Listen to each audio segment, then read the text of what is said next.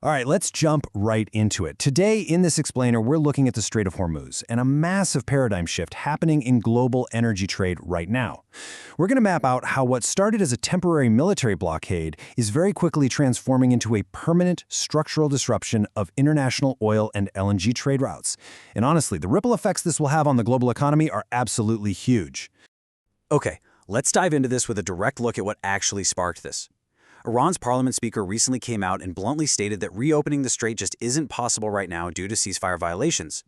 But if we look closely at our source material, you realize pretty quickly that this goes way deeper than just standard wartime posturing.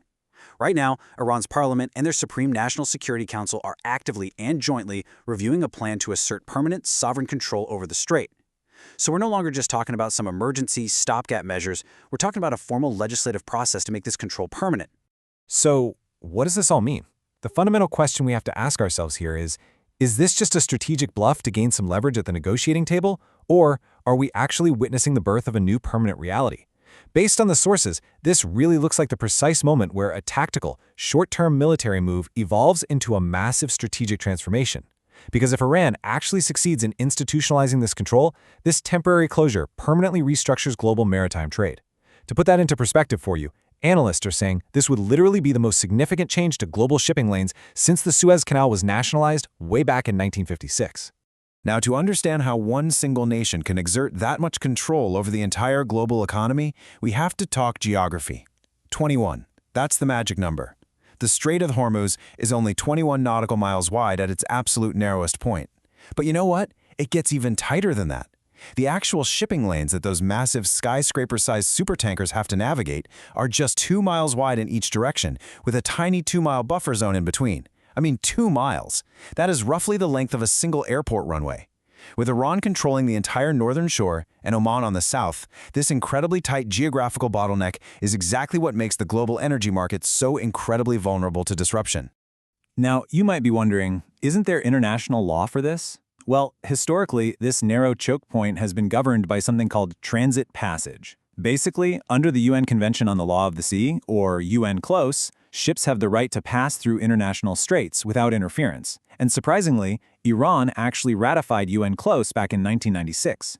But, and this is a huge but, Iran has always maintained a very specific historical interpretation of this rule. They've long argued that their version of transit passage inherently includes the right to regulate maritime traffic, for safety, security, and environmental protection within their own territorial waters. Now, what's really interesting about this slide is how the current war has given Iran the exact pretext they needed to cake that long-standing legal interpretation and turn it into operational reality. Look at the contrast here. Pre-war Hormuz, it was all about free transit, a completely uninhibited international waterway. Post-war Hormuz is a radically different story. If this legislative push actually succeeds, ships aren't just going to sail freely through anymore. They'll only pass with Iranian permission, strictly on Iranian terms. It basically transforms the strait into a Suez-like authority, totally under sovereign control. Let's transition over to the core economic consequences here, because this is where it gets really serious for international energy markets.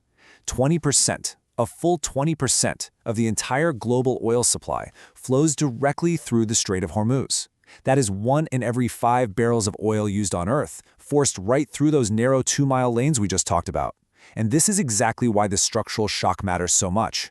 If this waterway officially transitions from free transit to sovereign control, every single drop of that 20% is suddenly subject to the geopolitical priorities of just one nation.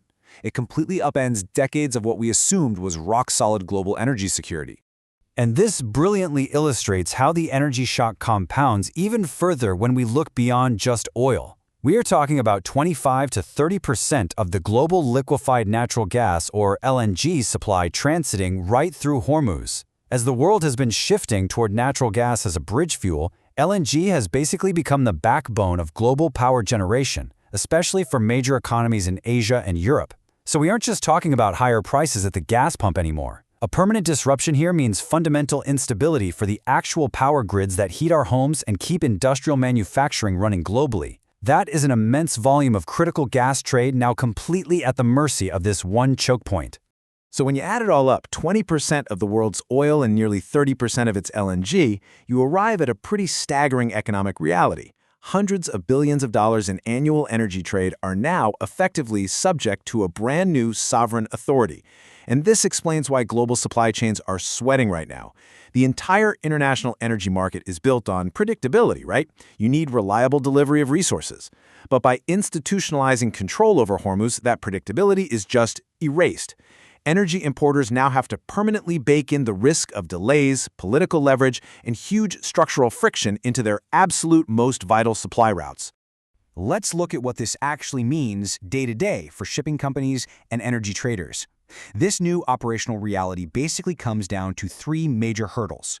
First, ships have to navigate strictly through Iranian-approved corridors. Second, they have to actively coordinate their transit with Iranian authorities. And third, and this is the real kicker for global energy prices, we're looking at Iranian toll collection.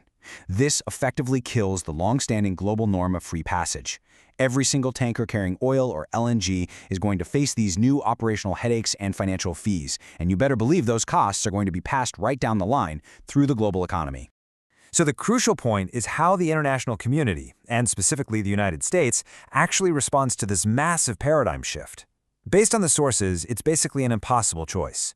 On one hand, the US could try to guarantee free passage militarily, but doing that against a nuclear-aspiring Iran would require a permanent naval presence. We're talking an estimated $1 trillion over decades, and constant, ongoing confrontation in foreign territorial waters. On the other hand, the alternative is just global acquiescence. The world simply accepts this new commercial reality, pays the Iranian toll booth, and treats Hormuz like a controlled, regulated waterway. Which brings us to this final, undeniable truth presented in our sources. No sanctions can remove geography, and no bombs can widen the strait. At the end of the day, the raw physical reality of the Strait of Hormuz is the ultimate leverage. The big takeaway here is that while the current kinetic war might eventually settle down, Iran's permanent structural leverage over the global economy, that likely isn't going anywhere. The entire paradigm of international energy trade has fundamentally shifted. So I want to leave you with this to ponder. How exactly will the global economy adapt to a world where its most critical energy artery is permanently controlled by a new sovereign gatekeeper? Thanks for joining me for this explainer. I really hope it helped clarify the absolute massive stakes at play here.